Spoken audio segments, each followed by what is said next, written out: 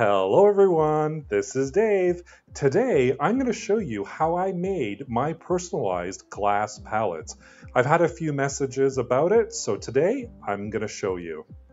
This one here is my two nieces and my nephew. I use this one for painting a lot. I also have this one with Audrey Hepburn that I use to place my glue gun on so it doesn't damage the table. So let's get to it, and what you need for this project coming right up. I have my cutting mat here. I have a roll of duct tape. I just chose black. I have a picture frame, which is a 5x7, some scissors as well, an Exacto knife, and a photo of your choice. This is just a night on the town with a couple of really good friends of ours. Now, the previous frames that I've used in projects, I had the glass portion of the frame left over. So for this one, I actually went out and I bought a new frame to use the glass portion. And that's what we're going to use for this. And everything else I just put back in the frame because I know I'm going to use that frame at a later date for another DIY. So I'm just taking the glass portion out. I'm going to open up my duct tape, and then I'm going to grab my picture and I'm going to center it within that glass portion of the frame. I'm going to take a little Scotch tape just to hold it into place so it doesn't move around on me. Don't worry, the Scotch tape will be hidden. And then I'm going to take my first little piece of duct tape. Now, all the dollar stores have totally different colors. Some have zebra prints or stripes or whatever. And you can use whatever color you want or pattern. I just decided to use a black one. So I'm going to start here, and I'm just going to put my first piece down.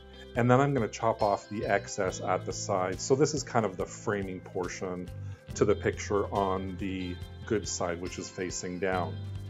And I have my first piece laid in place. I'm going to grab that second piece and I'm going to do the exact same thing, just overlapping it at the back a little bit and chopping off the excess.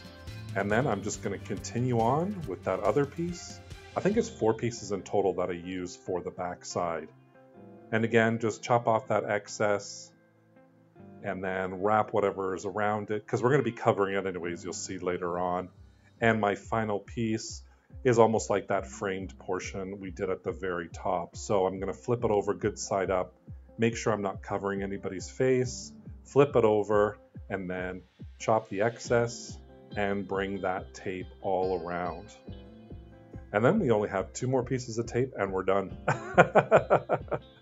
A nice quick craft, which I love. And it's a personalized palette as well. So here we go, the last piece is going on, and this time I create little tabs.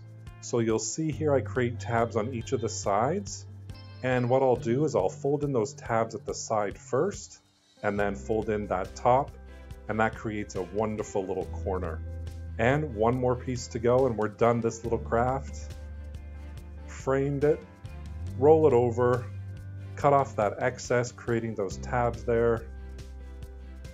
And I just love having these personalized palettes. It's almost like, you know, these people are here with you when you craft, even though you're throwing paint on top of their faces, but hey, it's fun. There you go. That is my own personalized glass palette that I use for paint or put my hot glue gun on. How do you love that? So now I have a little collection going. I can use whichever one on any day, and I just love how it turned out. I hope you did as well.